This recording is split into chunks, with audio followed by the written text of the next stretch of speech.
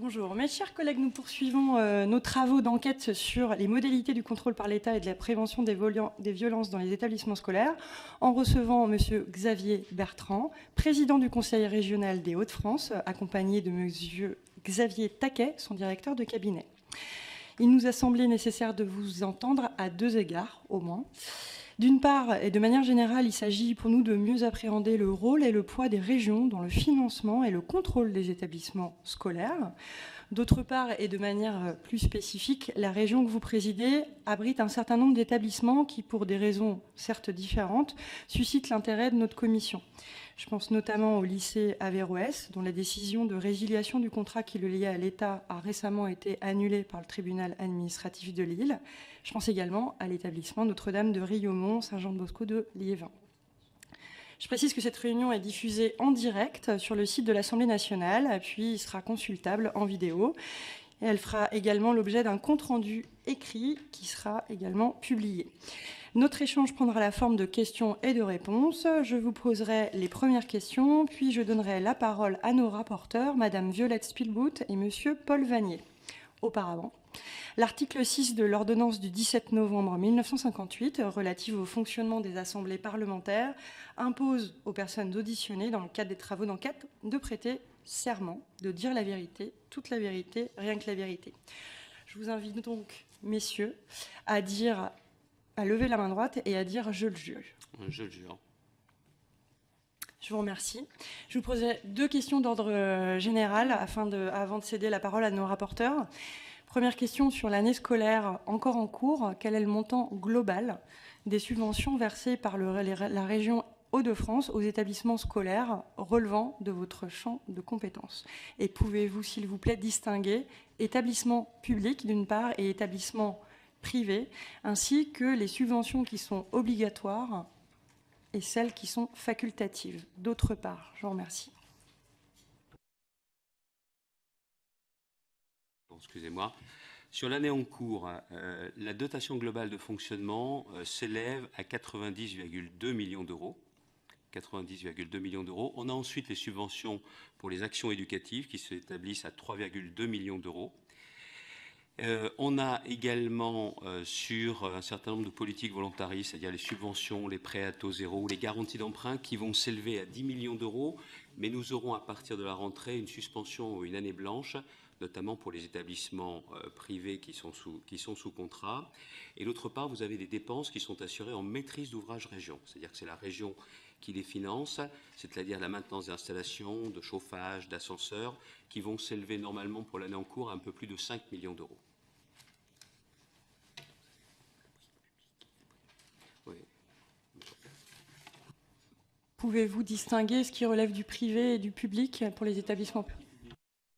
90,2 millions d'euros et sur l'ensemble des établissements privés, ça s'établit à 50 millions d'euros.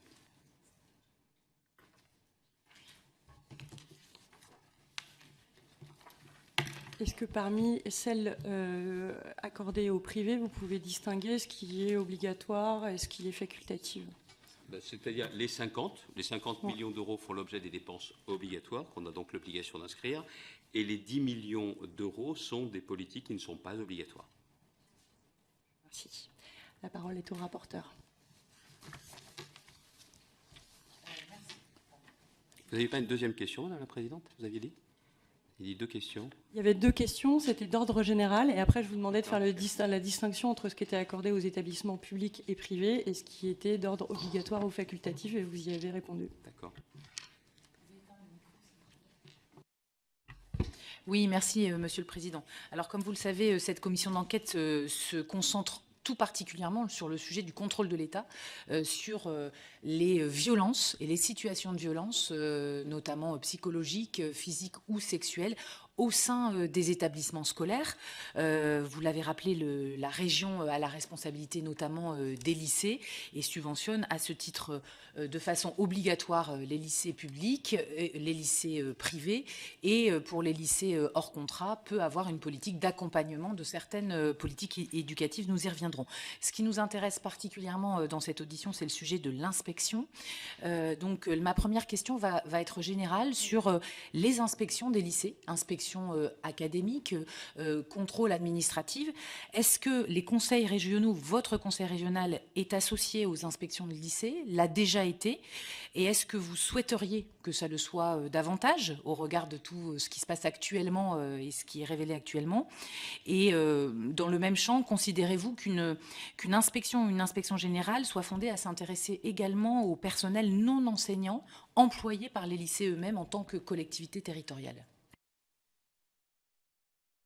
La première des choses, le conseil régional n'est ni associé ni informé quand il y a un contrôle qui est effectué par l'État. Ça n'est pas le cas. Est-ce qu'il serait intéressant que l'information soit systématique? La réponse est oui, je le souhaiterais, y compris pour les audits de la direction régionale des finances publiques. Aujourd'hui, ça n'est pas le cas non plus. Et que les services régionaux y soient associés, notamment ceux dédiés au lycée, je trouve que ce serait effectivement une bonne chose à partir du moment où ça va toucher les compétences régionales, que ce soit le fonctionnement financier, la gestion des agents régionaux. Ça, c'est pour votre première question. Sur la deuxième question, est-ce qu'une inspection a vocation à s'intéresser au personnel non enseignant, c'est-à-dire ceux qui, bien évidemment, ressortent de la responsabilité de la région? Sur le principe, je pense que les agents régionaux font pleinement partie de la communauté éducative, c'est quelque chose qui ne me choque pas. Par contre, ce qui me gêne plus, c'est qu'il faut savoir que je n'ai pas, en tant que président de région, l'autorité fonctionnelle sur mes agents dans les lycées, ce qui est quand même pour le moins anormal. Je pense que d'ailleurs, à un moment ou à un autre, il serait quand même utile que le législateur se penche sur cette question. C'est effectivement bien souvent l'agent comptable qui donne des instructions, mais en tout état de cause, moi, président de région, je n'ai absolument pas l'autorité fonctionnelle sur ces agents. Donc, je pense que tout ce qui est important, c'est la collaboration étroite avec les services régionaux de la part de l'État.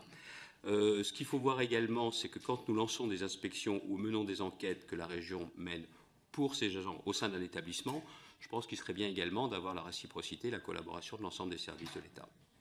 Oui, je souhaite qu'il y ait une coopération renforcée. Et pour répondre à votre première question et pour être très clair, on n'est pas informé, on n'est pas associé et c'est dommage.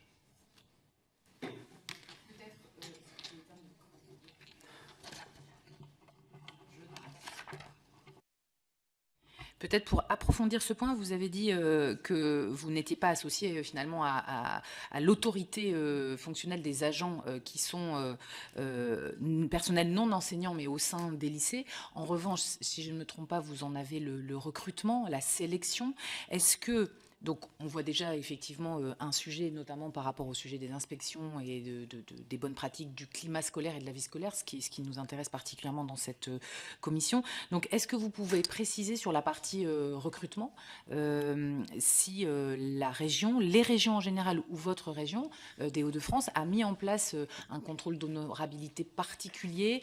Est-ce que suite à tous les événements, y compris médiatiques, à Bétarame, à Riaumont, il y a des plans particuliers qui sont mis en place au niveau des personnels que vous recrutez, donc vous n'avez pas sous l'autorité, mais que vous recrutez, et comment cette responsabilité peut-elle s'exercer ou s'améliorer? Alors, la première des choses, c'est qu'à chaque fois, les services de la DRH, les ressources humaines de la région, conduisent tous les contrôles préalables nécessaires qui sont autorisés par la loi, notamment pour le recrutement des personnels, que ce soit des personnels contractuels ou également, parce que je suis très attaché à déprécariser au maximum un certain nombre d'agents, c'est-à-dire qu'ils puissent passer du statut de vacataire à celui de titulaire. Ce qui pour eux change fondamentalement les choses, ils sont rémunérés sur 12 mois et surtout, ça leur donne une vraie visibilité. Lors du recrutement, la région demande l'extrait du casier judiciaire B2. Nous le demandons systématiquement. Mais vous le savez également, certaines fonctions réglementées peuvent nécessiter une attestation d'honorabilité. La région ne fait pas partie des employeurs qui peuvent la demander. Donc, encore une fois, si j'ai un peu un message à passer, s'il y a des évolutions qui se font jour à la fin de vos travaux, je pense que si la région pouvait, parce qu'on est en contact avec des jeunes, pouvoir établir une attestation, pouvoir solliciter une attestation d'honorabilité, je ne suis pas preneur, je suis demandeur. Ce qu'il faut savoir, c'est que le B2 est donc le document qui nous permet de vérifier le passé judiciaire et des faits. Si c'est le cas, ça rend impossible le travail auprès des jeunes et il n'y a pas de recrutement. Une précision pour notre commission, attestation d'honorabilité versus consultation du fichier FIJAIS. Est-ce que c'est la même chose? Est-ce que c'est un autre document? Enfin, dans la réglementation, est-ce que vous pouvez nous préciser, Monsieur le Président? Après les éléments, on ne peut solliciter que le B2.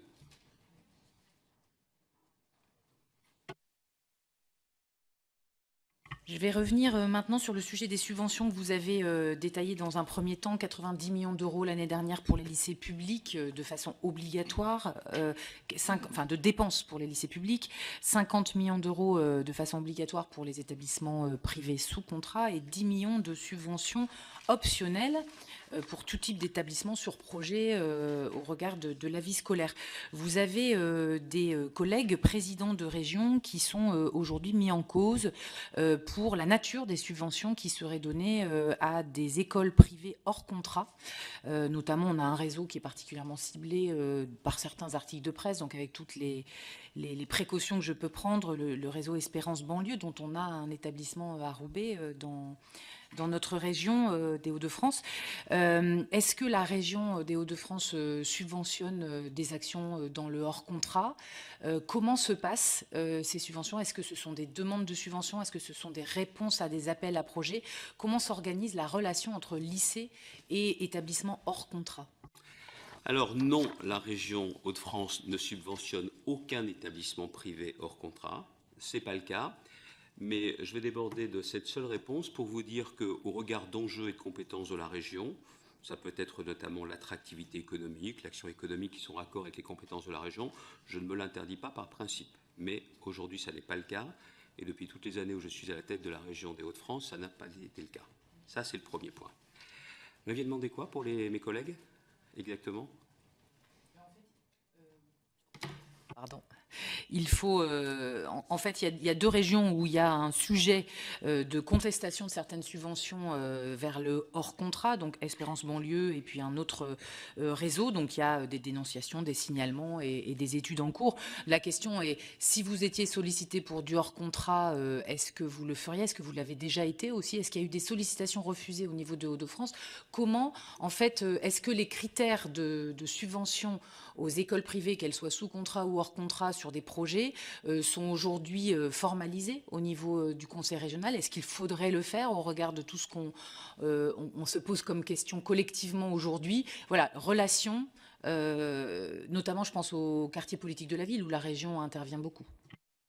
Pour vous dire très clairement, on ne le fait pas, et je ne m'interdis pas par principe de le faire, mais il faudrait qu'il y ait véritablement un intérêt avéré pour la région et avec un débat lors d'une assemblée plénière, de façon à ce que clairement ça puisse faire l'objet d'une discussion ouverte et publique. Mais en tout cas, on ne le fait pas. Je vais aller un peu plus loin. Est-ce que du coup on a des demandes de subventions? Non, parce que la position de la région est connue sur le hors-contrat. Et quand vous me demandiez exactement quels étaient nos rapports, il faut que vous sachiez que j'ai été sollicité à différentes reprises pour aller visiter ces établissements, soit par des élus locaux ou des acteurs économiques et associatifs locaux. Ça a été le cas en 2018 et en 2020 pour l'accorder. Ça a été le cas aussi en mars 2024, si mes souvenirs sont à peu près exacts, pour le cours Clovis, et je n'ai pas donné suite. Je n'ai pas souhaité le faire.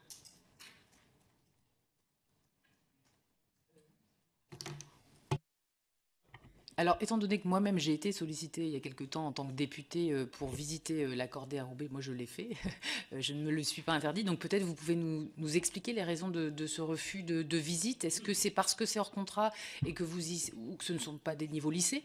Quelles sont les raisons de ce refus? Nous ne sommes pas dans des relations établies avec ces établissements, donc je n'avais pas lieu de les visiter.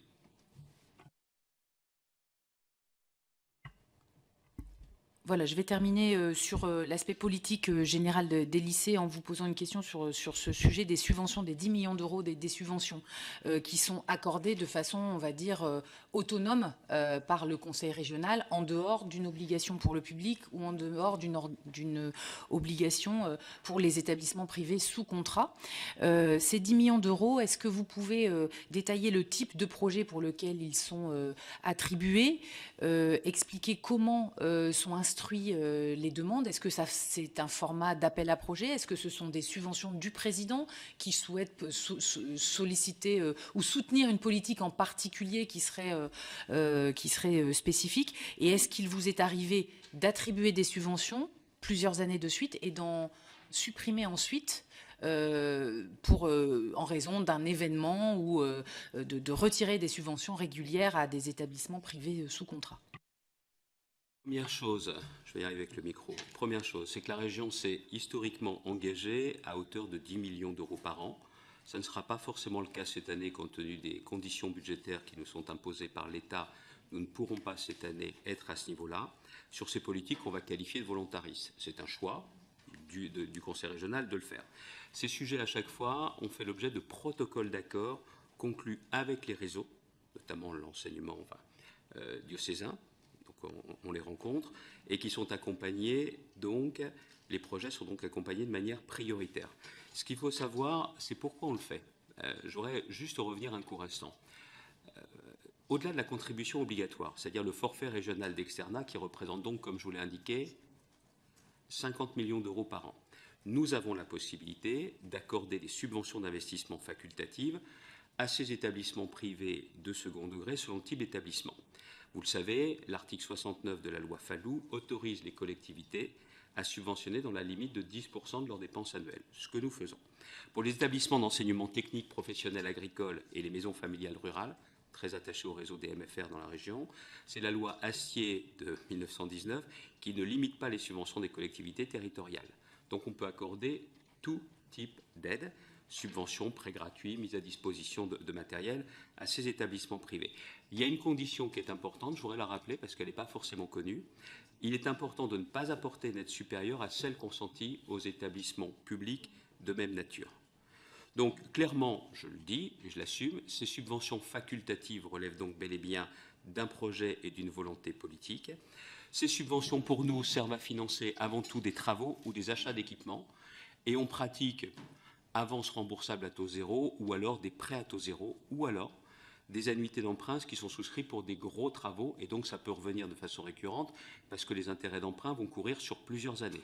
Mais on veille bien à ne pas dépasser les 10% qui sont fixés par la loi Fallou. Après, pourquoi on le fait? Tout simplement parce que philosophiquement et politiquement, je suis attaché à la liberté de choix. On a un certain nombre de familles qui sont avec des élèves scolarisés dans les établissements privés qui ont besoin des mêmes aides. C'est d'ailleurs la raison pour laquelle la région accorde une carte génération à l'ensemble des lycéens de la région, sans condition de ressources pour les parents, je tiens aussi à le préciser, et que d'autre part, les établissements en ont aussi besoin pour mener un certain nombre de travaux, notamment renforcer, à l'instar du public, l'utilisation du numérique, mais également d'agir sur les conditions d'accueil des lycéens. Je pense notamment à la rénovation énergétique. Ce sont principalement les cas d'ouverture de ces aides et ce qui correspond grosso modo à ces 10 millions d'euros. On est régulièrement sollicité pour aller au-delà, mais en tant que responsable politique et compte tenu des conditions budgétaires, nous n'avons pas souhaité aller au-delà clairement de ces 10 millions d'euros. Mais pour ma part, je le dis, il y a une part importante de la jeunesse. Si j'ai effectivement les éléments là-dessus, on a pour les établissements, sur 269 établissements publics dans la région, j'en ai 155 du privé. 155 du privé, ce qui veut dire un nombre d'élèves particulièrement important également. Et pour moi, les choix des parents, à partir du moment où ils rencontrent la volonté politique du Conseil régional, on a souhaité pouvoir les accompagner de façon volontariste et totalement assumée.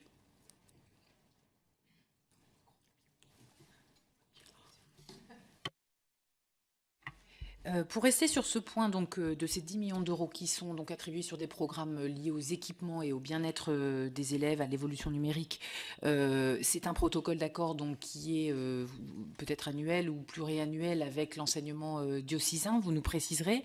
Est-ce que vous pouvez décrire la façon dont se passe la négociation de ce protocole d'accord? C'est-à-dire est-ce que c'est une fois avec des revues de réalisation et que c'est une discussion autour d'un programme global de l'ensemble des établissements d'une région, ou est-ce que ce sont des demandes autonomes de chacun des établissements auxquels vous répondez dans le cadre d'une enveloppe? Et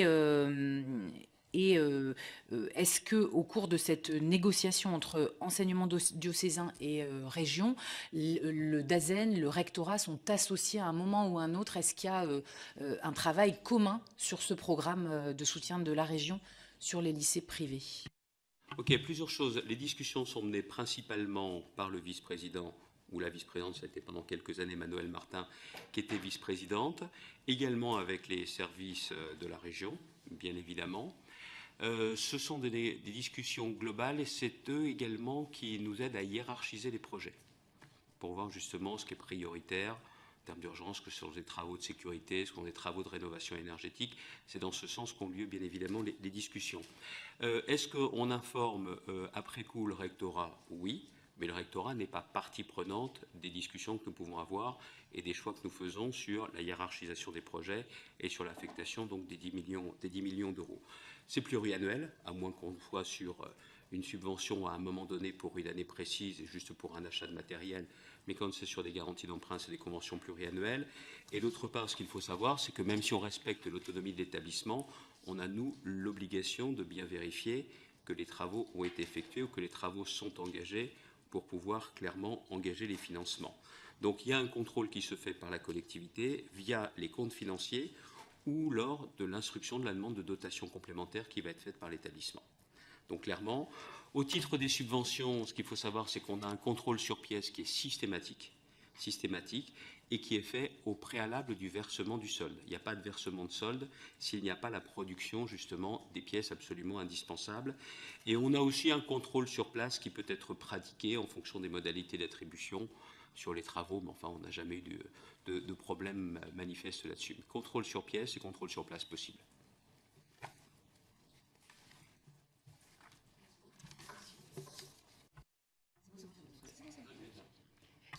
Dernière question dans le même ordre. Donc, il n'y a aucune subvention dans ces 10 millions d'euros qui concernent les sujets de vie scolaire ou d'animation éducative. On est bien sur du bâtiment, en fait, du technique. Tout à fait.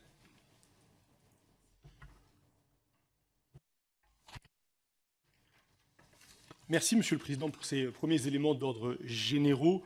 Je vais maintenant venir sur le cas particulier du lycée Averroès, qui intéresse beaucoup notre commission, parce qu'il pose de façon très singulière la question du contrôle, et parce qu'à travers ce cas, nous entrons de façon inédite dans ce à quoi peut conduire le contrôle, c'est-à-dire dans la rupture du contrat d'association. Je veux rappeler que le lycée Averroès est le deuxième établissement sous contrat en France à avoir vu son contrat d'association rompu en 2023, le second après le vote de la loi Debré, voté en 1959. Alors, selon l'article L442-10 du Code de l'éducation, le contrat d'association peut être résilié par le représentant de l'État, soit à son initiative, soit sur demande d'une collectivité, et en l'espèce, soit sur demande du Conseil régional des Hauts-de-France que vous présidez. Alors, première question, Monsieur le Président, avez-vous demandé au préfet du Nord de rompre le contrat d'association avec le lycée Averroès? J'ai avant tout et surtout sollicité l'État depuis novembre 2017 pour savoir si, oui ou non, les conditions étaient réunies pour qu'un contrat d'association entre l'État et ce lycée soit toujours accordé, à partir de novembre 2017. Et je n'ai eu de cesse de me considérer comme un lanceur d'alerte. Et si c'était à refaire, je referais tout depuis le départ. Donc voilà exactement ce que j'ai demandé à l'État, pour être très précis, notamment au niveau de sa tutelle, c'est-à-dire le rectorat, et ensuite, en l'absence de réponse, le ministère de l'Éducation nationale. Alors je reviendrai sur vos échanges avec notamment le ministre Jean-Michel Blanquer, à qui en effet vous avez adressé 2 courriers en 2019, mais je reviens sur cette question très précise et sur vos relations, vos échanges avec le préfet du Nord. Lui, avez-vous demandé, comme le Code de l'éducation le permet, de rompre le contrat d'association du lycée Averroès? Et ses responsabilités, je crois savoir que le préfet du Nord de l'époque vous a répondu lors de son audition, notamment quand la question lui a été posée, est-ce que c'était lui ou est-ce que c'était le ministère? Tout à fait. Il nous a indiqué que c'était à son initiative et depuis, le ministre de l'Intérieur actuel, M. Retailleau, lors d'une conférence de presse, a tenu des propos qui laissent à penser exactement le contraire. C'est aussi l'intérêt de ces auditions sous serment que d'interroger tous les acteurs et de vous poser directement la question. Je me permets une remarque. Vous aviez, avant 2023 et donc avant la rupture du contrat d'association, assumé des actes politiques forts en tant que président du Conseil régional, puisque vous aviez suspendu depuis plusieurs années, je crois, le versement du forfait externat. C'est une dépense obligatoire. Vous avez d'ailleurs été condamné par le tribunal administratif plusieurs fois pour ne pas avoir effectué ce versement. Au fond, ne pas verser le forfait externat, au fond, c'est rompre le contrat d'association qui garantit le financement de la part de la région aussi de cet établissement. Ma question est très simple.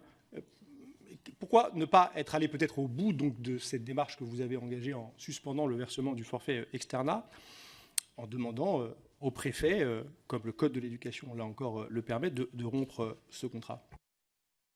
Si vous voulez me demander quels sont les points sur lesquels je souhaite des évolutions législatives, je pourrais vous répondre en étant très prolixe, comme je l'ai fait tout à l'heure, de façon incidente, à la fois sur l'autorité fonctionnelle ou sur la façon dont se passent les contrôles.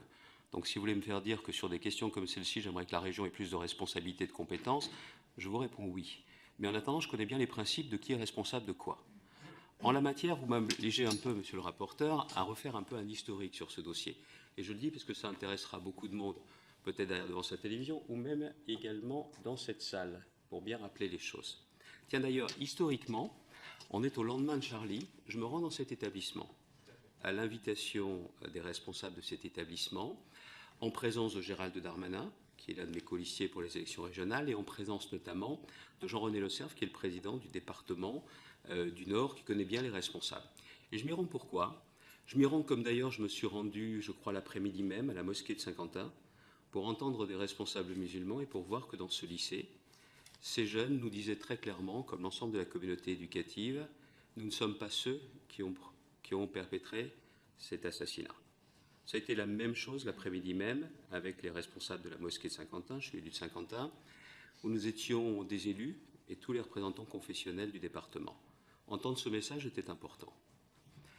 Il s'avère qu'ensuite, au-delà des propos que j'ai pu entendre dans la campagne, où il y avait une confusion qui, à mon sens, était faite dès le départ entre islamistes et musulmans, que certains partis politiques, notamment d'extrême droite, ont coutume de faire depuis longtemps, je ne me suis pas laissé intoxiquer par ces propos, mais en revanche, j'ai souhaité savoir, assez rapidement, si oui ou non, toutes les conditions étaient remplies, parce que j'avais entendu dire, il y avait un article également qui est sorti dans Libération, qui mettait en avant un professeur du lycée Averroès, qui faisait part de son vécu à l'intérieur du lycée et qui avait fait couler aussi pas mal d'encre. Donc il s'avère que le 22 novembre 2017, je saisis le recteur de l'académie, Luc Jean, si je ne me trompe pas, de Lille, pour savoir si le contrat d'association entre le lycée et l'État, qui a été signé en 2008, je lui demande s'il est bel et bien respecté. Et si le rapport de la mission de l'Éducation nationale, qui est fait le 13 février 2015, qui préconise à l'époque de clarifier le statut et la place du religieux dans l'établissement, a été suivi des faits. Zéro réponse. Zéro réponse. Président de la région qui écrit au recteur, aucune réponse. Il s'avère qu'ensuite, en avril 2019, les journalistes, Georges Malbruno et Christian Chesneau, dans leur livre Qatar Papers, oui, mais je vais le faire maintenant parce que c'est important d'avoir la chronologie précise, révèlent l'existence de financements étrangers du lycée Averroès et indiquent que l'établissement aurait touché à l'époque 4 millions d'euros de Qatar Charity, l'ONG Qatar Charity, pour financer son extension en 2014. Suite à ces révélations, le 8 avril 2019, je saisis donc le ministre de l'Éducation nationale afin de connaître les moyens mis en œuvre par les services pour se prémunir contre toute intrusion d'un pays étranger qui souhaiterait participer au financement de la scolarité, notamment dans l'établissement scolarité qui accueille des jeunes de ma région.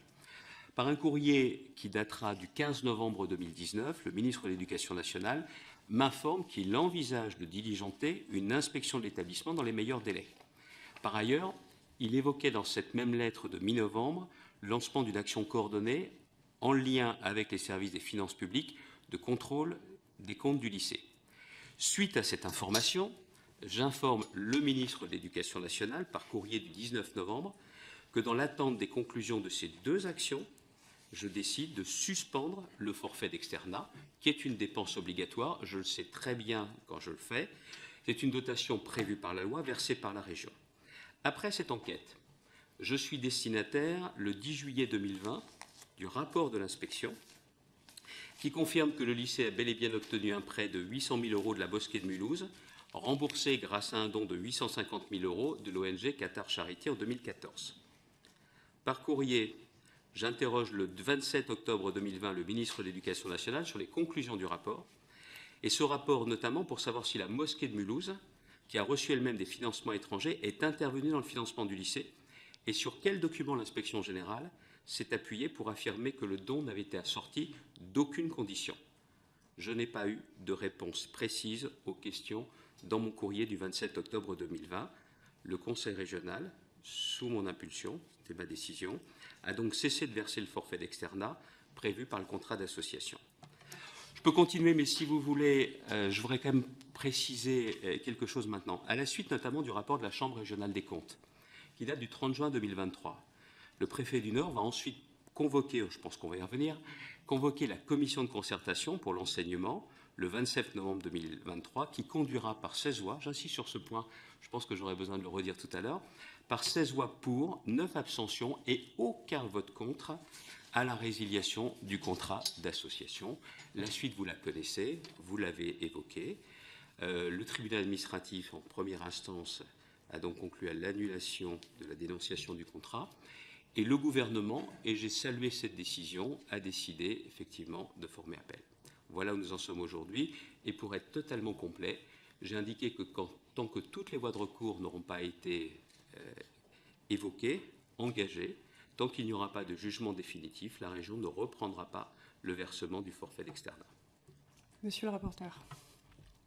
Bon, vous avez posé des éléments de chronologie sur lesquels nous allons revenir, et c'est utile, c'est fait, et ça nous permettra peut-être d'être plus rapide dans l'échange à partir de maintenant, si vous en êtes d'accord. Donc vous nous confirmez que vous cessez de verser le forfait externat, c'est une décision politique forte, mais pour autant, vous n'allez pas jusqu'à, comme le Code de l'éducation vous le permet, solliciter le préfet pour que, à votre demande, il engage la résiliation du contrat d'association. Cette résiliation, elle ne peut intervenir qu'après la réunion d'une commission de concertation que vous avez évoquée et qui va être convoquée à la fin de l'année 2023 par le préfet du Nord. La composition de ces commissions de concertation est précisée à l'article R442-64 du Code de l'éducation. Cet article indique notamment que seuls 3 conseillers régionaux désignés par le Conseil régional en sont membres, et nous avons le compte-rendu de cette réunion.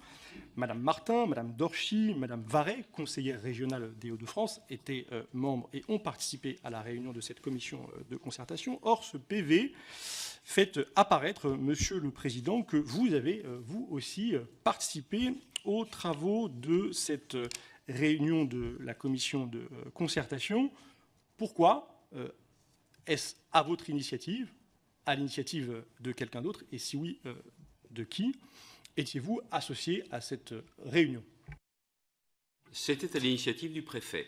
Et je ne sais pas si vous l'avez, mais je peux vous remettre la copie du courrier qui m'est adressé en date du 18 octobre 2023, le préfet de la région Hauts-de-France, préfet du Nord, Georges-François Leclerc, monsieur le président du Conseil régional des Hauts-de-France, convocation à la réunion de la commission de concertation pour l'enseignement privé, conformément aux dispositions de l'article L 442-10 du Code de l'éducation, lorsque les conditions auxquelles est subordonnée la validité des contrats d'association cessent d'être remplies, ces contrats peuvent, après avis de la commission de concertation, être résiliés notamment par le représentant de l'État. Je vous informe que j'envisage de résilier le contrat d'association qui lie le lycée privé RES de Lille à l'État.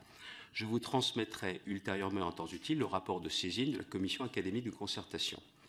Afin d'être entendu par les membres de la commission, on ne me propose pas d'être membre, on me dit afin d'être entendu par les membres de la commission de concertation, je vous prie de vous présenter le lundi 27 novembre 2023 à 15h30 dans les locaux de la préfecture. Vous avez la possibilité de vous faire assister par un conseil. Si j'avais été invité en tant que membre, on ne m'aurait pas proposé d'être accompagné par un conseil. En toute hypothèse, je vous remercie de bien vouloir me transmettre par écrit les identités des personnes présentes lors de cette réunion. Je vous passe. Alors, dans le compte-rendu de cette réunion, vous êtes présenté un peu différemment, puisque nous l'avons, ce courrier, Monsieur le Président, vous êtes présenté comme représentant de la collectivité locale intéressée. C'est un peu différent, vous n'êtes pas décrit comme, pardon pour l'expression, une sorte de témoin qu'on appellerait à venir s'exprimer devant cette commission pour lui permettre d'éclairer les travaux. Est-ce que vous avez conscience d'enfreindre l'article 442-64 du Code de l'éducation en vous rendant à cette commission de concertation? Dire que cet article est très précis, il ne prévoit pas des invitations, il ne prévoit pas d'autres statuts que celui de membre à ceux qui se réunissent le jour d'une commission de concertation. Parce que je suis auditionné par une commission d'enquête que je ne vais pas me laisser aller à quelques libertés que je me permettrai franchement dans un débat. Parce que la question, vous me demandez si j'ai conscience d'enfreindre. Dans un autre caractère qu'ici, je poserai la question de savoir si cette question est sérieuse. Et comme dans une commission d'enquête, je vais la considérer comme telle.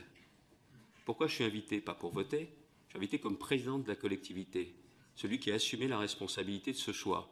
Il est tout à fait normal, les autres membres seront là pour voter, prendre part au vote. Et d'ailleurs, je quitterai la salle au moment du vote.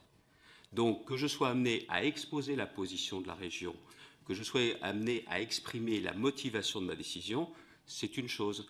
Et d'ailleurs, si je ne me trompe pas, le courrier qui m'est adressé a un caractère officiel. En quoi aurais-je été en situation d'enfreindre quoi que ce soit, monsieur le rapporteur? Enfin, je ne sais pas s'il est d'usage de poser des questions.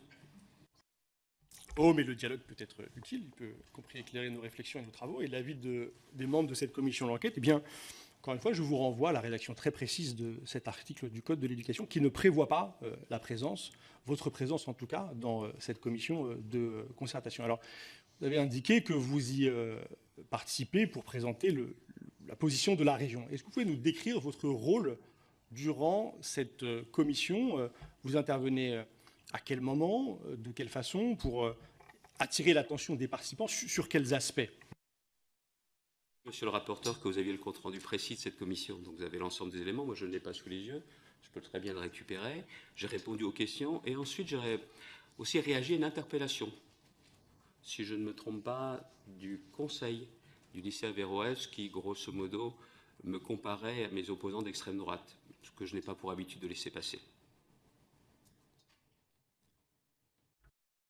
Alors en effet, je crois que vous le menacez de porter plainte en diffamation. Vous adressez cette menace à l'avocat du lycée Averroès, et tout indique que vous intervenez en conclusion des échanges. Vous avez le mot de la fin, ce qui marque une forme de centralité dans votre intervention, dans cette commission de concertation. Et en conclusion, c'est ce que rapporte la presse, mais vous nous le confirmerez ou l'infirmerez, en conclusion de la presse, en l'occurrence Médiacité, pour être précis, vous indiquez, donc je le redis dans le micro, donc en conclusion de ces échanges, nous indique la presse, le média Médiacité, vous indiquez « On peut financer, je vous cite, je le dis, l'enseignement libre et je continuerai à vouloir le faire, mais on peut le faire pour des lycées qui sont vraiment républicains. Et pour moi, ce n'est pas le cas du lycée Averroès. » Manifestement, cette conclusion, celle du président du conseil régional, elle va beaucoup marquer la nature des débats et les réflexions des membres de la commission, puisque, comme vous nous l'avez indiqué, majoritairement, ils vont voter pour résilier le contrat d'association avec le lycée Averroès.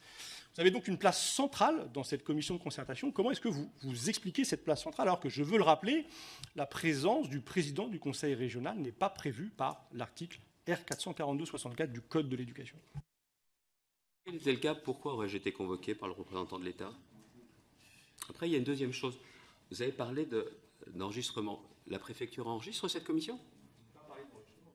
Si vous avez parlé de médiatiser avec un détail très précis. Monsieur vous le avez un rapporteur. verbatim précis.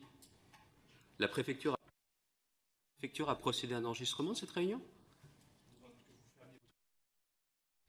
Alors, je vous ai cité en effet l'article de Médiacité, un article assez récent, et je cite le texte de cet article. Il y a des propos qui vous sont rapportés. En effet, le texte renvoie à un audio, mais les propos, c'est ce qui est contenu dans l'article, mais les propos sont rapportés dans l'article. Si vous souhaitez les infirmer, vous êtes tout à fait en situation de le faire, mais je crois que vous confirmez cette conclusion devant la commission de concertation. Mais ma question n'est pas, au fond, précisément de savoir si vous avez bien dit ça, c'est de savoir, de comprendre pourquoi vous avez un rôle si central, alors que rien dans les textes ne prévoit votre participation à cette réunion, dans cet échange. Monsieur Bertrand, je vous propose qu'on puisse bien réguler les micros parce qu'il y a eu plusieurs interactions. Je vous donne la parole et je vous donne la parole. Monsieur Bertrand. Mais je coupais automatiquement à chaque fois, donc c'est pour ça, c'est pas moi qui ai appuyé dessus. Plusieurs choses. Vous me prêtez beaucoup d'importance, je l'assume. Mais alors j'assume totalement. C'est une décision qui n'est pas anodine, qui est lourde de conséquences. Et quand je prends la première fois la décision de proposer au Conseil régional de suspendre, il s'agit bien d'une dépense obligatoire. Je sais ce que je fais parce que je pense que c'est la seule façon, tel un lanceur d'alerte, d'alerter. Et si je ne l'avais pas fait, nous n'en serions pas là aujourd'hui. Parce que pour l'instant, peut-être que ça viendra ensuite, monsieur le rapporteur, on n'a pas parlé de ce qu'il y a clairement dans le rapport de la Chambre régionale des comptes. On n'en a pas parlé une seule seconde pour l'instant. Ça viendra peut-être ensuite. Que d'autre part, j'ai conclu... Non, je n'ai pas conclu. C'est le préfet qui a conclu cette réunion parce que j'ai quitté la salle avant le vote. Maintenant, quand on ne respecte pas les valeurs de la République, oui, je ne retire rien à ce que j'ai dit ce jour-là en séance. Et par ailleurs, vous me permettrez quand même de vous dire que je trouve assez curieux le procédé de pouvoir disposer d'un audio alors que la préfecture qui organise n'a en rien procédé à l'enregistrement. En revanche, à un moment donné, je sais que certains membres ont eu le sentiment que les partis qui représentaient ou qui assistaient le lycée Averroès procédaient à un audio en toute illégalité. Je pense que certains auront des choses à dire là-dessus. Visiblement, ça peut interpeller certains et pas d'autres. Monsieur ou Madame la rapporteure, Madame la rapporteure. Par rapport à ce rôle central dans cette commission de concertation et par rapport aux faits qui nous intéressent aujourd'hui, qui sont ceux non pas dénoncés au sein d'Averroès, c'est plutôt des manquements financiers, des manquements aux règles de la République. Nous, dans la commission d'enquête, ce qui nous intéresse et ce pourquoi nous travaillons à trouver des solutions, c'est bien les violences psychologiques, physiques et sexuelles faites aux enfants. Est-ce que vous estimez que dans d'autres commissions de concertation ou des sujets de conclusion de contrat ou de désassociation de contrats avec l'État sont évoqués, la collectivité, donc la région pour les lycées ou le département pour les collèges, doit être systématiquement associée au-delà de ses représentants avec son président, c'est-à-dire au regard de ce vécu dans le sujet d'Averroès, est-ce que vous estimez que ce rôle central que vous avez assumé, que vous assumez de façon très proactive comme acteur politique et comme responsable des lycées, est-ce que vous estimez qu'il devrait être de la même façon général partout et est-ce que ça doit inspirer les travaux de notre commission dans ce sens-là? Monsieur Bertrand. Oui, je le souhaite. Oui, je le souhaite. Mais en revanche, vous parlez de la question des violences et puis des dangers qui peuvent être présentés pour la jeunesse, parce que j'ai le sentiment que là, on est en train de passer à autre chose. Je voudrais quand même revenir sur un certain nombre de points sur lesquels monsieur le rapporteur n'a pas eu le temps de m'interroger. C'est que la question qui est posée, c'est aussi qu'est-ce qui s'est passé dans cet établissement qui me fonde à poser dès 2017 des questions au rectorat pour savoir ce qu'il en est sur ce qui est avéré de 2015, qu'il y a des choses qui doivent être clarifiées, pas de réponse. C'est le rapport de l'Inspection générale de l'éducation nationale, ou d'ailleurs des membres du lycée, même de mon cabinet d'invités, et on leur dit grosso modo qu'on ne comprend pas pourquoi, ils ne comprennent pas pourquoi la région a cette attitude-là. En clair, ce que l'Inspection générale de l'éducation nationale ne verra pas, la Chambre régionale des comptes le verra aussitôt. C'est quand même particulièrement troublant, non? Et quand on va jusqu'à ce point précis, notamment sur la Chambre régionale des comptes le 22 mai 2003, où moi-même, en réponse au rapport de la Chambre régionale des comptes, je reviens sur un certain nombre de dispositifs. Vous avez eu bien évidemment la copie du courrier que je renvoie à la Chambre régionale des comptes après le rapport? Monsieur le rapporteur. Je vais vous le passer tout de suite. Parce qu'il y a à la fois très clairement la proximité de l'association Averroès avec Musulmans de France, via la Ligue islamique du Nord, émanation du mouvement des frères musulmans, la présence également de M. Lasfar dans les organes décisionnels de l'association, et que les agences de voyage dont il est propriétaire bénéficient de plusieurs commandes du lycée, entre 2011 et 2020, quand même, que d'autre part le cours d'éthique musulmane reposant sur l'étude des 40 hadiths de l'imam An-Nawawi, en complète contradiction avec les valeurs de la République, l'interdiction pour une femme de se faire ausculter par un homme, d'éviter la mixité sur le lieu du travail, la prohibition de l'apostasie sous peine de mort, la prééminence de la loi divine sur la loi des hommes, c'est quand même ça qu'évoque clairement la Chambre régionale des comptes. Et ensuite, sur le financement de l'association, le rapport qui établit que l'association a bénéficié d'1,9 million d'euros de l'étranger suite à différentes collectes auprès de mosquées en Allemagne et aux Pays-Bas, mais aussi, parce que ça, le livre de Malbruno Cheno n'en parle pas totalement, il y a à la fois le Koweït, l'Arabie Saoudite ou le Bahreïn.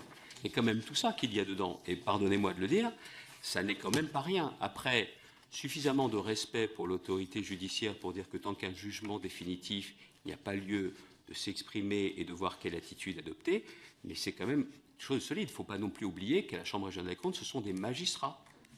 et que ce qui a été établi par la Chambre régionale des comptes n'est pas rien. Monsieur le rapporteur. Merci, Madame la Présidente. Alors, tous les éléments que vous évoquez là, on pourrait y revenir dans le détail de chacun d'entre eux, en s'appuyant peut-être sur la décision du tribunal administratif de Lille qui, un par un, contredit cette argumentation. Je pourrais le faire, mais ce n'est finalement pas le sens et le cœur de nos travaux que de revenir sur le commentaire d'une décision judiciaire. Nous sommes sur la question du contrôle et je vous demandais, tout à l'heure, je faisais référence à ce que vous indiquez en conclusion des débats devant la commission de concertation. Vous dites le lycée Averroès n'est pour moi pas un lycée républicain. Je ne me trompe pas en le disant. Et vous nous indiquez tout à l'heure avoir reçu le 10 juillet 2020 le rapport de l'Inspection générale de l'éducation nationale. Donc vous en avez, j'imagine, pris connaissance de façon détaillée. Je vais vous lire simplement un extrait de ce rapport, une des conclusions de ce rapport. Je cite l'Inspection générale. « Rien dans les constats faits par la mission ne permet de penser que les pratiques enseignantes divergent des objectifs et principes fixés et ne respectent pas les valeurs de la République. » Donc vous avez, à partir de juillet 2020, sur votre bureau, un rapport de l'Inspection générale. L'Inspection générale passe beaucoup de temps dans l'établissement. Plusieurs inspecteurs généraux qui se rendent sur place. C'est un rapport approfondi qui conclut que l'établissement respecte parfaitement les valeurs de la République. Et pourtant, 3 ans plus tard, vous affirmez le contraire face à la réunion de concertation. Pourquoi ce décalage entre ce qu'apporte l'Inspection générale en réponse d'ailleurs à vos préoccupations, puisque cette inspection elle est diligentée par le ministre Blanquer à la suite de 2 courriers que vous lui adressez en 2019. Donc pourquoi ne finalement suivez-vous pas les conclusions de l'inspection générale relatives à la question des valeurs de la République? Il y a bien d'autres éléments dans ce rapport qui sont intéressants, mais ma question porte sur les valeurs de la République. Monsieur Bertrand. Je ne sais pas si vous avez eu le courrier que j'adresse le 27 octobre 2020 à Jean-Michel Blanquer. Vous ne l'avez pas? Alors je vais vous le passer, mais je vais vous le dire, de façon à ce que tout le monde en ait connaissance. Monsieur le ministre, suite au courrier en date du 15 octobre 2020 du président de l'association qui gère le lycée Averroès, je reviens à nouveau vers vous afin d'obtenir les éclairages nécessaires sur la situation de ce lycée privé sous contrat avec l'Éducation nationale. Nous avons bien reçu le rapport 2020-047 lycée privé Averroès Lille, réalisé par l'Inspection générale, ainsi que le rapport d'audit de la Direction générale des finances publiques. Permettez-moi de formuler 2 remarques à propos de ces rapports. D'une part, dans le rapport réalisé par l'Inspection générale de l'Éducation nationale, il est écrit que le lycée a obtenu un prêt de 800 000 € de la mosquée de Mulhouse, qui a été remboursé grâce à un don de 850 000 € de l'ONG Qatar Charity en 2014.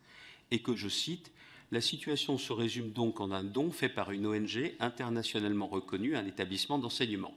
Cette pratique est légale à condition qu'elle ne soit pas subordonnée à la mise en œuvre de conditions qui seraient contraires aux valeurs de la République, ainsi qu'aux règles édictées par le contrat d'association. Ce don n'a été assorti d'aucune condition. » Comme j'ai eu l'occasion de le dire à votre cabinet dernièrement, cette affirmation sans réelle explication nous interroge.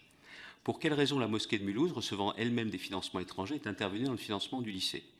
Mais surtout, sur quel document l'Inspection générale s'est appuyée pour affirmer que le don n'a été assorti d'aucune condition? Je pose cette question. Autant de questions pour lesquelles nous sommes toujours sans réponse. D'autre part, le rapport d'audit qui a été réalisé ne permet pas d'apporter une réponse concrète à mes questions initiales, dans la mesure où ce contrôle porte sur les exercices 2017-2018 et 2018-2019. Or, l'opération pour laquelle nous avons besoin d'un éclairage, qui est bien précis dans le rapport de l'Inspection générale, est antérieure à ces dates. Compte tenu de ces interrogations et des dernières déclarations du président de la République lors de son discours du 2 octobre sur le séparatisme, notamment sur la question des financements et de la nécessité de les rendre transparents, de les encadrer et de les maîtriser, vous comprendrez que je souhaiterais disposer de tous les éléments de réponse de votre part avant de soumettre au vote des élus du Conseil régional l'accompagnement obligatoire prévu par la loi de cet établissement privé sous contrat avec l'Éducation nationale. Et force est de reconnaître que j'ai bien fait de garder cette position parce que si je n'avais pas continué à être un lanceur d'alerte, nous n'aurions pas eu le rapport de la Chambre régionale des comptes et nous n'aurions pas eu cette décision de l'État. Monsieur le rapporteur. Il y a bien d'autres rapports, y compris sur les aspects financiers de la Direction régionale des finances publiques. Un premier dont les conclusions sont mauvaises pour l'établissement, un second qui évalue la mise en œuvre de recommandations qui, lui, est très positif. Mais, Monsieur le Président, je ne vous interrogeais pas sur les questions financières, qui sont des questions importantes. Je vous interrogeais sur la question des valeurs de la République. Je citais le rapport de l'Inspection générale, qui considère que l'établissement les respecte pleinement. Et c'est pourtant un non-respect des principes républicains qui vous a conduit à défendre la résiliation du contrat d'association devant la commission de concertation. Je voulais comprendre ce décalage, vous avez répondu à côté.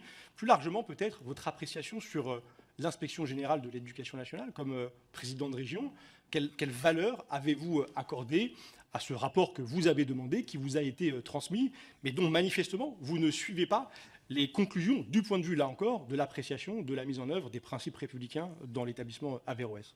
Monsieur Bertrand. C'est dommage que je ne puisse pas vous poser de questions. Moi, je suis troublé quand j'ai quand même un rapport de l'inspection générale de l'éducation nationale qui ne voit pas ce que la Chambre régionale des comptes va voir. Non mais attendez, c'est pas un problème de fond, ça? Parce qu'en clair, l'éducation nationale lui dit circuler, il n'y a rien à voir. Merci beaucoup. Si, c'est ça qui... Pardon.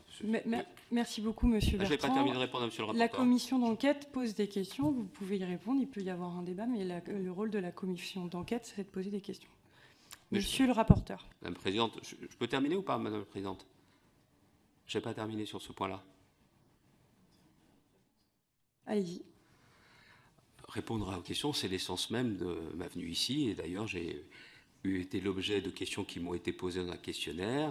Il n'y a pas de débat, je sais bien, ce n'est pas la première fois que j'interviens devant une commission d'enquête. Ce que je veux juste vous dire, c'est que pourquoi ce que la Chambre régionale des comptes a vu tout de suite, l'inspection générale de l'éducation nationale ne l'a pas vu. Et d'autre part, dans les échanges que nous avons eus, c'était en clair circuler, il n'y a rien à voir, payer et fermer là. Voilà à quoi ça se résumait. Monsieur le rapporteur. C'est très intéressant, Monsieur le Président, parce que concernant Averroès, il y a une multitude de contrôles, et il y a des institutions très diverses qui interviennent.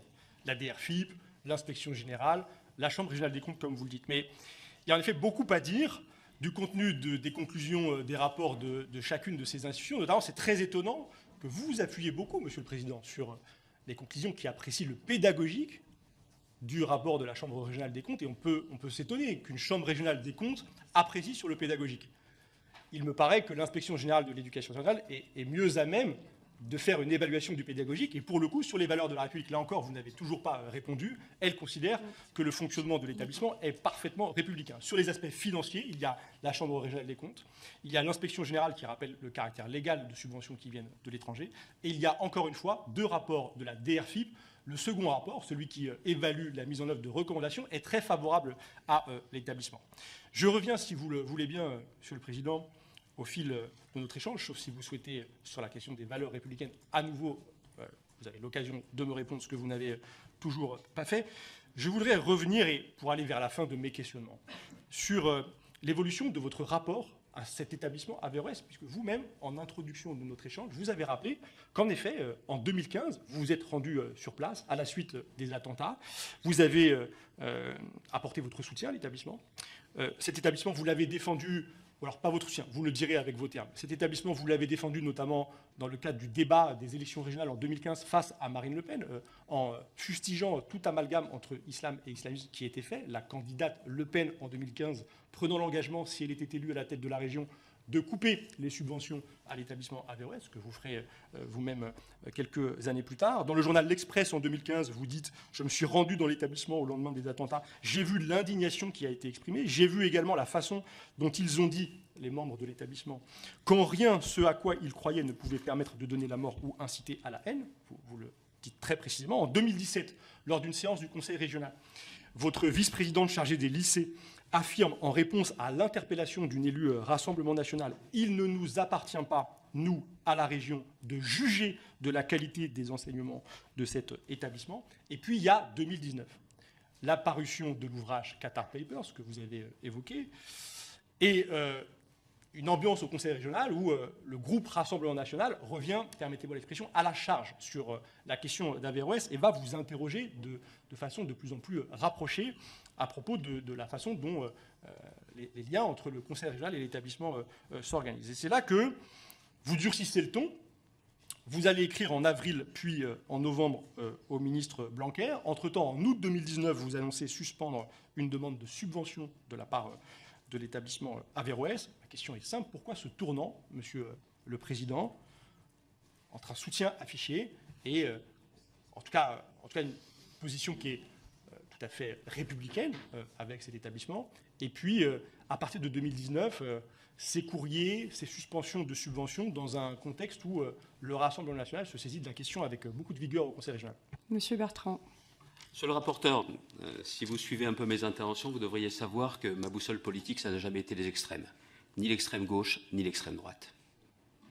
Et que je les ai toujours combattus, et les uns et les autres. Et je continuerai à le faire.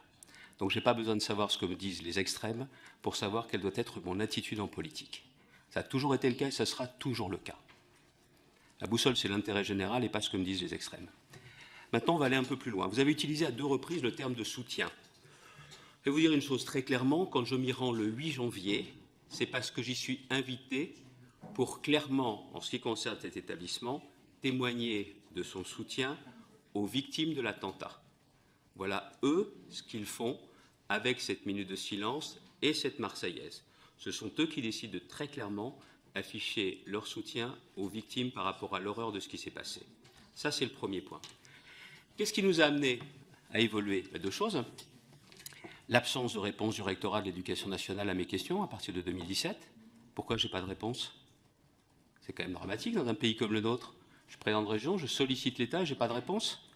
Et deuxièmement, le livre Malbruno-Chesneau, qui montre clairement qu'il y a des influences étrangères. Et s'il y a des influences étrangères, c'est quoi les contreparties? Et après, vous me dites qu'à aucun moment, je ne fais état d'éléments sur le fond. Pardonnez-moi. Ce qui est dit clairement par la Chambre régionale des comptes est quand même terrible par rapport à ce que sont les valeurs de la République. Le cours d'éthique musulmane s'adresse à qui? À nos jeunes quand même.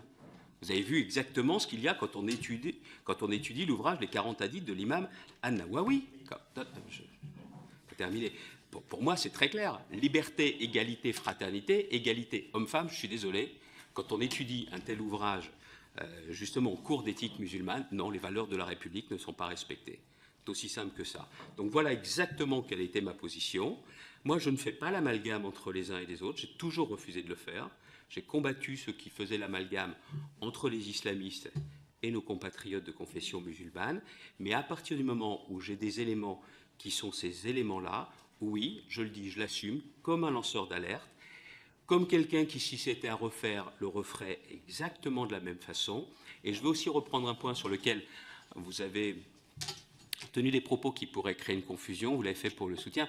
Je n'ai pas conclu la fameuse commission, parce que je quitte la salle avant qu'elle ne soit conclue par le préfet, avant le vote.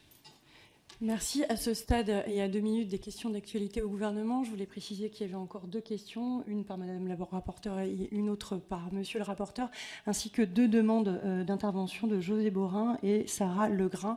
On peut se laisser encore une dizaine de minutes tous ensemble. Monsieur le rapporteur. Merci Madame la Présidente. Juste pour que tout le monde ait l'élément, et chacun se fera ensuite son avis, mais sur ces 40 hadiths que vous évoquez dans le rapport de la Chambre régionale des comptes, le tribunal administratif de Lille dit « Aucun élément versé à l'instance ne permet d'établir avec suffisamment de certitude que l'ouvrage en cause, celui que vous évoquez, ait effectivement été étudié lors des cours d'éthique musulmane. » Mais je reviens donc à cette année 2019 qui marque un changement de pied de votre côté. Il y a cet ouvrage, mais 2019, c'est aussi le début d'une période préélectorale. On s'approche de l'élection régionale de 2021, une élection régionale où, dans la région des Hauts-de-France, vous le savez mieux que moi, Monsieur le Président, beaucoup de sondages assez tôt indiquaient avec certitude que cette région basculerait aux mains de l'extrême droite. Ces sondages ont bien sûr été démentis par le résultat des urnes. Mais donc je repose ma question parce que ça nous intéresse ici dans la commission d'enquête. Est-ce que ce contexte électoral, est-ce qu'il a eu une influence sur votre rapport à l'établissement Averroès? Est-ce qu'il vous a conduit à exiger davantage de contrôle et à la suite de ces contrôles, à l'imminence de l'élection régionale, à demander ou à agir en faveur de la résiliation du contrat d'association? Monsieur Bertrand. Nous sommes bien dans une commission d'enquête et pas dans un débat, autrement ma réponse aurait été tout autre sur le sérieux de cette question, pour plusieurs raisons. Factuelles. Monsieur le rapporteur, si vous êtes un observateur de la politique régionale dans les Hauts-de-France, vous devriez savoir que les sondages qui sont faits à partir de 2019 disent que cette fois-ci, la région basculera pour la gauche. Si, parce que la gauche est reconstituée. On a la NUPES avant l'heure. Tout le monde s'allie. De l'extrême gauche, Parti socialiste, Parti communiste et les écologistes. Et ça va être le retour de la gauche dans la région. Et si on dit À l'époque que quelqu'un l'emportera, ce n'est pas le Front National cette fois-ci. Le Front National qui connaîtra d'ailleurs son plus fort recul électoral en France, et pas seulement pour des élections régionales, parce qu'entre 2 élections, en 6 ans, M. Chenu fait passer le score de Mme Le Pen de 42% à un peu plus de 25%. Il n'y a jamais eu un tel recul de l'extrême droite. Par ailleurs, je vous le dis... Pardon, allez-y. Par rapport, je vous le dis, ce qui était à l'époque annoncé par tous les zélés observateurs de la vie politique, c'est que ce serait la victoire de la gauche qui serait réunifiée. Qui plus est, nous sommes 2 ans avant l'élection. Et quand je commence dès 2017 à saisir le rectorat, on est encore beaucoup plus loin des échéances électorales. Donc permettez-moi de vous dire que cet argument ne tient pas. Madame la rapporteure. Ah ouais, en fait, si vous je suis désolée. Vous pouvez me dire une question, et puis très rapidement, monsieur le rapporteur, et ensuite Madame Spielbout. Et c'est ma dernière question. Et Monsieur le Président, si je vous ai posé cette question, c'est parce qu'au fond, c'est l'analyse du cabinet du ministre de l'Éducation nationale de l'époque, Jean-Michel Blanquer, qui, dans une note datée du 22 décembre 2020, invite ce dernier, le ministre, à vous communiquer rapidement le rapport de l'IGESR et celui de la DRFIP, constatant, je cite le rapport, « Plus nous tardons à rendre publics ces documents, plus nous alimentons la boîte à fantasmes ouverte par Xavier Bertrand. Il faudrait éviter que ce dossier devienne un enjeu de la campagne des régionales. » Ça, c'est une note adressée par son cabinet au ministre Blanquer, qui fait du contexte électoral un élément manifestement décisif dans son interprétation de votre action vis-à-vis de lui, vis-à-vis du ministre. Est-ce que vous avez une réaction par rapport à ce commentaire du cabinet du ministre? Monsieur Bertrand. Quel dommage que le ministre ne l'ait pas dit en face. Quel dommage. Madame Spielbout. Il faut dire aussi, on va juste rappeler une chose complémentaire. Il est vrai qu'à l'époque, sur l'enjeu électoral, je ne sais pas de quel côté on se place, mais j'avais eu le privilège d'avoir face à moi 4 ou 5 membres du gouvernement candidats sur une liste régionale, à ces élections de 2021. Madame Spielbout. Merci. Monsieur le Président, moi je ne rentrerai pas dans les considérations de contexte électoral sur les décisions que vous avez pu prendre, tout simplement parce que j'estime que cette commission d'enquête, elle a pour but de trouver des solutions sur un contrôle de l'État qui n'a pas été suffisant pour de nombreux autres établissements que celui dont on parle aujourd'hui, notamment Bétaram, le village de Riaumont, dans notre région Hauts-de-France également, et bien d'autres en Bretagne. Je vois mes collègues de Bretagne qui sont ici, où on peut imaginer que peut-être des présidents de région ont été saisis à un moment de signalement, où on lu dans la presse, comme ça a été dans le cas pour Averroès avec des articles de presse nombreux, on lu des manquements dans la presse et où il n'y a pas eu autant de réactivité du président de région pour agir auprès des services de l'État. Donc je comprends dans vos différents diagnostics qu'il y a une incompréhension totale de l'absence de réponse de l'État et du ministère de l'Éducation nationale à un certain nombre des alertes que vous avez lancées par rapport au sujet financier, par rapport aux valeurs de la République. Soyez rassurés, nous auditionnons plusieurs ministres de l'Éducation successifs, dont M. Blanquer. Nous auditionnons plusieurs administrations et nous pouvons à nouveau poser des questions à l'inspection générale sur ces éventuels manquements. La deuxième chose, c'est que vous mettez en cause également la qualité du travail de l'IGESR. Nous les avons auditionnés, la directrice passée, la directrice actuelle. Nous pourrons, à la suite de cette audition, re-questionner sur la réponse qui aurait pu vous être faite ou pourquoi vous n'avez pas eu de réponse à cette remise en cause précise que vous envoyez au mois d'octobre 2023 sur l'audit de l'IGESR. Ma question, elle va être liée aux autres faits sous votre présidence qui auraient pu vous être signalés sur d'autres établissements publics ou privés, d'ailleurs, puisqu'on a vu des lycées publics qui ont eu des signalements de violence.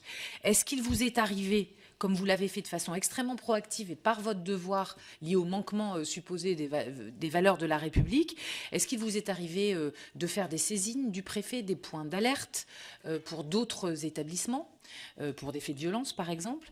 Est-ce que vous avez déjà demandé des audits financiers sur des lycées privés? Vous avez parlé de 155 lycées sous votre responsabilité, entre guillemets, en région de France. Est-ce qu'il y a eu déjà des demandes à la Chambre régionale des comptes?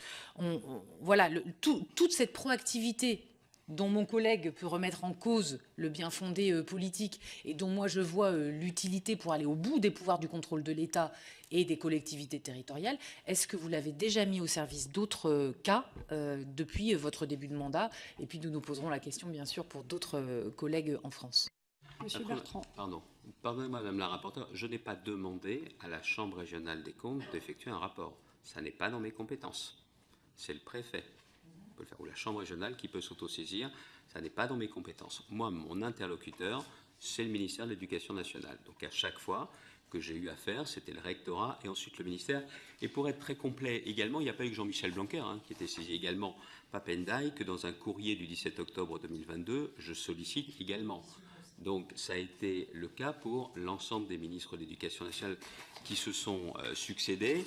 Et d'autre part, je voudrais aussi rappeler, je n'ai pas eu le temps de le faire tout à l'heure pour répondre aussi à monsieur le rapporteur, c'est que dans le communiqué de presse du ministère de l'Éducation nationale sous la signature d'Elisabeth Borne du 23 avril, il est quand même marqué noir sur blanc, et ça ressort dans le communiqué de presse, que les griefs qui sont reprochés au lycée Averroès ont rompu la confiance entre les pouvoirs publics et l'établissement.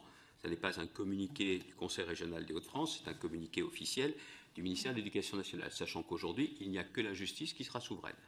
Il n'y a que la justice, avec l'appel qui sera fait, qui dira exactement le droit. Chacun fait valoir ses arguments, mais la position souveraine, ce sera celle de l'institution judiciaire.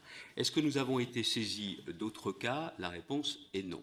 Si nous avions été saisis de cas qui nous avaient amenés à nous poser cette question, j'aurais agi exactement de la même façon. En revanche, il y a des faits qui ne concernent pas des lycées qui sont liés à la région ou financés par la région, et notamment en ce début d'année, le 29 janvier 2025, j'ai saisi Madame la procureure de la République, tribunal judiciaire de Lille, même si ce n'est pas elle qui était directement compétente, c'est plutôt Béthune, pour attirer son attention sur l'affaire dite de Riaumont. Je peux vous remettre ce courrier si vous le souhaitez. Et là, j'indiquais effectivement que la région qui se plaçait aux côtés des victimes doivent pouvoir obtenir une juste réparation des préjudices et traumatismes subis. Et j'indiquais que la région Hauts-de-France, collectivité territoriale compétente en matière d'éducation et de formation professionnelle, souhaite que la justice mène les investigations les plus appropriées. Je l'avais fait et je n'hésiterai jamais à le refaire si à un moment ou à un autre, les questions de sécurité, les questions justement de préservation de ce que nous avons le plus cher, nos enfants, n'étaient pas garanties. Je n'hésiterai pas à le faire un seul instant. Merci, Monsieur Bertrand. Je tiens aussi à préciser, le directeur de cabinet me le passe également, également sur la situation de l'établissement. Pardonnez-moi, Madame la Présidente. Non, pardon, c'est encore bon. À l'établissement Notre-Dame de Riaumont, il y a Saint-Jean-de-Bosco à Liévin. Je tiens aussi à le dire, on n'a pas financé cet établissement, on ne l'a jamais financé. Mais ce qu'il faut que vous sachiez également, c'est que j'ai un collectif de victimes à l'initiative de M. Adrien Bonnel et un de mes conseillers régionaux a demandé à me rencontrer. Une rencontre avait été prévue le 23 avril dernier, rencontre qui avait été reportée à la demande du collectif. Mais j'ai aussi vocation à les rencontrer quand ils me proposeront d'autres dates en la matière. Alors, on a 3 demandes de prise de parole, de questions par 3 collègues. Je vais prendre dans l'ordre M. José Borin, puis Mme Sarah Legrain, puis M. Alexandre Dufossé. Je vous propose qu'on les fasse les unes à la suite des autres et pour ensuite donner la parole à M. Bertrand. M. José Borin. Merci Madame la Présidente. Monsieur le Président, mes chers collègues, en tant que député non-voyant, je suis particulièrement sensible à la question du harcèlement scolaire visant les élèves en situation de handicap. Dans son livre blanc, paru en novembre 2024, la Fédération nationale des associations au service des élèves présentant une situation de handicap indique que plus de 40% des élèves en ULIS se déclarent victimes de harcèlement, contre 12% des élèves dits valides. Dans les Hauts-de-France, la région a engagé des actions louables contre le harcèlement, à travers des appels à projets ou alors la mise en place de cellules d'intervention rapide. Mais on peine à identifier dans ces dispositifs des mesures véritablement adaptées aux réalités spécifiques des élèves en situation de handicap, alors qu'ils figurent pourtant parmi les plus exposés. Dès lors, ma question est simple. Quelles actions concrètes comptez-vous engager pour mieux intégrer cette dimension du handicap dans la politique régionale de prévention du harcèlement scolaire? Je vous remercie. Merci, Monsieur Borin. La parole est maintenant à Sarah Legrain. Merci. Vas-y. Merci. C'est bon? Merci, Merci Madame la Présidente. Alors, on a longuement utilisé cette audition pour se questionner sur votre volte-face, Monsieur Xavier Bertrand, au sujet de l'établissement Averroès. Mon interrogation porte également sur la question du 2 poids 2 mesures. Est-ce que vous pouvez, dans la lignée des questions qui ont été posées par la rapporteure Violette Spilbou, nous confirmer que vous n'avez donc jamais demandé la moindre inspection sur le moindre établissement privé catholique, que ce soit son financement, ses pratiques pédagogiques, ses cours d'éthique ou toutes les choses qui permettraient de se poser la question du respect des valeurs de la République sur l'ensemble de la région? Je parle d'établissements privés catholiques sous contrat, évidemment.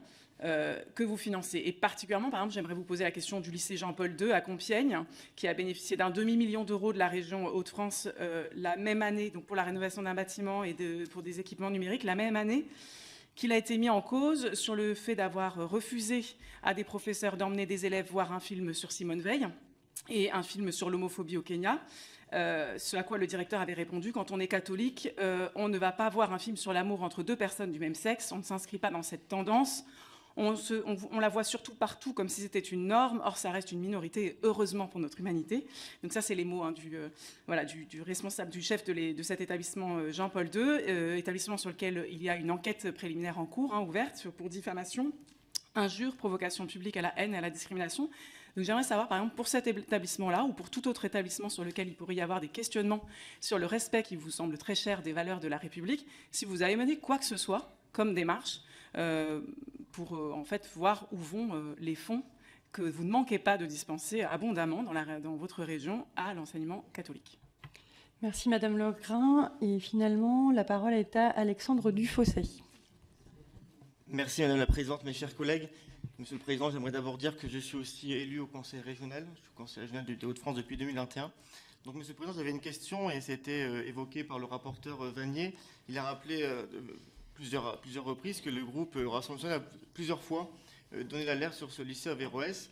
Et j'aimerais vous parler notamment du débat. C'est évoqué d'entre-deux tours des élections régionales et vous parlez de l'article de presse de Libération qui faisait état d'un professeur qui s'appelait Soufiane Zitoumi qui avait écrit une tribune qui s'intitulait « Le prophète est aussi Charlie ». Il expliquait qu'il avait affiché sa tribune dans la salle des professeurs de ce lycée et qui avait été maintes fois arraché de la salle des professeurs.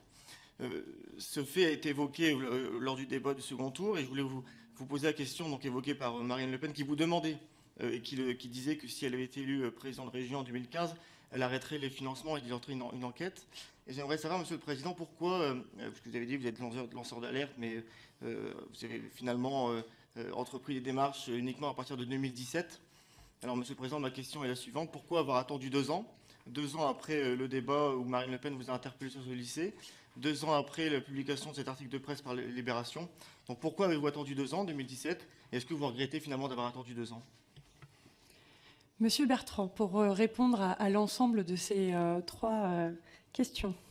Je vais commencer par Monsieur Dufossé, si vous voulez bien. La première des choses, c'est que je prends mes fonctions début 2016 et j'apprends incidemment qu'il y a eu un rapport qui indique que le fait religieux doit être clarifié et précisé dans cet établissement. Et c'est à la lumière de cela que je saisis le recteur pour commencer. Donc je n'ai pas attendu 10 ans pour le faire, mais dès que j'ai connaissance effectivement qu'il y a des éléments qui devaient être clarifiés et que je ne sais pas s'ils ont été clarifiés, je saisis la justice. Moi, je refuse les amalgames, mais je demande d'avoir des précisions, ce que je commence à faire à partir de 2017. J'aurais signalé également qu'en termes de cohérence, je ne pense pas puisse me faire beaucoup de reproches, d'ailleurs ce qui vient de m'être fait également par Madame la députée, comme Monsieur le rapporteur tout à l'heure, mais je voudrais rappeler que le groupe Rassemblement national a aussi voté des subventions d'équipement pour le lycée Averroès. Je peux vous communiquer, si vous le voulez, la date précise de ce vote. Et j'étais très surpris de voir les réactions de certains élus du Rassemblement national se satisfaire de la décision de justice, qui peut donc amener la région à être obligée de verser de l'argent public. En termes de cohérence, permettez-moi de vous dire, si vous pouvez passer le message à certains de vos collègues députés, mais aussi du Conseil régional, qu'ils seraient bien avisés de balayer devant leur porte. Ça, c'est le premier point. Deuxième point, Madame, vous avez parlé de volte-face, ce sont vos mots. Je pense avoir montré depuis effectivement des années quelle avait été la position de la région que j'ai assumée notamment dans les interpellations de monsieur le rapporteur. Concernant le lycée Jean-Paul II, il faut savoir une chose, c'est qu'il y a une enquête préliminaire, donc une instruction judiciaire qui est clairement ouverte. Je crois que le proviseur a également démissionné et qu'encore une fois, permettez-moi de le dire, avec cet exemple, vous apportez de l'eau à mon moulin, comme le disait Madame la Présidente tout à l'heure. Elle me questionnait là-dessus. Oui, je souhaiterais qu'on soit avisé des enquêtes qui sont faites ou des inspections. Parce que... C'est vos références. Oui, non, mais je ne voulais pas vous interrompre. Mais... Vous pouvez lire Mediapart, si vous pouvez connaître, vous n'avez pas besoin d'être averti pour savoir qu'il y a un article. Pour ma part, je ne lis pas Mediapart et je ne réponds pas à Mediapart, sachant que j'ai gagné première instance en appel et en cassation contre Mediapart voilà quelques années. Le titre de la cohérence que je revendique, non, ça ne fait pas partie de mes sources. Pour le reste, je vais jusqu'au bout de mon raisonnement. Si quand il y a des enquêtes de l'éducation nationale, nous étions avisés, je pense que ce serait mieux. Je pense que ce serait bien mieux.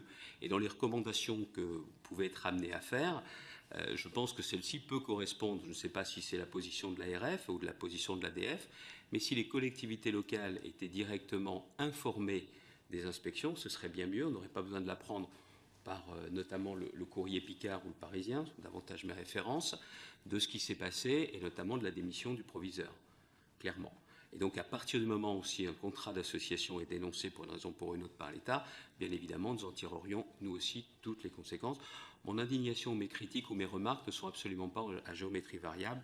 On peut parfois me le reprocher, mais en tout cas, c'est aussi une position que j'assume. Dans ce qu'a dit M. Gourin sur cette question qui est très importante, et je voudrais insister là-dessus, sur la question du harcèlement scolaire et du handicap, ce qui renforce parfois aussi les discriminations. C'est un point sur, là aussi, vous voyez, monsieur le député, je regrette qu'on n'ait pas davantage de compétences en la matière. On a réussi à nouer un partenariat avec l'éducation nationale. C'est vrai pour les lycées, avec le rectorat. On a tenu les assises du harcèlement scolaire qui avaient pour but de davantage marquer un point d'étape, que nous avons décidé de renforcer des actions avec les jeunes, des projets avec les jeunes, il y a des appels à projets. En revanche, monsieur le député, il y a un point qui me semble très important, c'est l'initiative que nous avons portée dans le département de la Somme avec le procureur d'Amiens, c'est-à-dire pour mettre en place une cellule d'intervention immédiate avec à la fois un référent cofinancé par le département de la Somme et le Conseil régional des Hauts-de-France, et avec également le délégué du procureur qui nous permet de pouvoir intervenir immédiatement pour permettre de mettre un terme aux faits et d'apporter justement une véritable forme d'assistance justement aux jeunes qui sont concernés. Vous voyez, sur ces questions-là, et si je peux me permettre en conclusion, Madame le rapporteur, Monsieur le rapporteur, Madame la Présidente, cette commission d'enquête, je n'ai pas besoin de le dire, mais elle est particulièrement importante parce qu'elle touche à ceux pour qui on est prêt à faire effectivement tous les efforts, cette question des violences. Je pensais initialement que votre commission m'interrogerait également sur les questions des risques de violence et de ce que doivent être aussi nos écoles, nos collèges, nos lycées, à savoir une enclave de sécurité. Nous avons été particulièrement marqués, notamment dans la région, par ce qui s'est passé à Arras avec l'attentat qui a coûté la vie de Daniel Bernard dans des circonstances horribles avec cet attentat islamiste. Mais c'est vrai que ce soit les violences qui peuvent être faites à l'intérieur, que ce soit de l'établissement, que ce soit effectivement les pressions qui peuvent être exercées, le harcèlement, comme monsieur le député l'a évoqué, tout ça, on cherche en permanence à faire le mieux possible. Le vrai problème que nous avons, nous, les conseils régionaux, c'est qu'au final, on finance les établissements, la structure, le personnel d'entretien, de restauration, mais on a beau être, paraît-il, chez nous, nous ne le sommes pas vraiment. Et ce que je souhaiterais davantage, c'est que nous puissions avoir davantage notre place. Vous avez commencé par la question des contrôles, c'est vrai, mais pas seulement. Je suis intimement convaincu que sur le harcèlement scolaire, je suis absolument convaincu qu'au-delà des audits de sécurité qui sont notre responsabilité pour mieux protéger les enceintes, on pourrait davantage intervenir, que ce soit sur l'environnement sécuritaire à l'intérieur du lycée, mais aussi autour du lycée. Et également pour toute cette dimension psychologique, violence physique ou psychologique. Moi, à partir du moment où c'est notre établissement, je sais bien que le contenu pédagogique, je sais bien que la direction de l'établissement, ce n'est pas la responsabilité de la région, je ne me trompe pas. Je ne veux pas empiéter sur les compétences des autres aujourd'hui, mais en tout état de cause, je suis convaincu qu'on pourrait faire du travail beaucoup plus efficace si nous étions davantage associés. En tout cas, c'est une conviction profonde et je profite de cette commission d'enquête pour vous en faire part. Merci beaucoup. Madame la rapporteure, vous aviez une demande.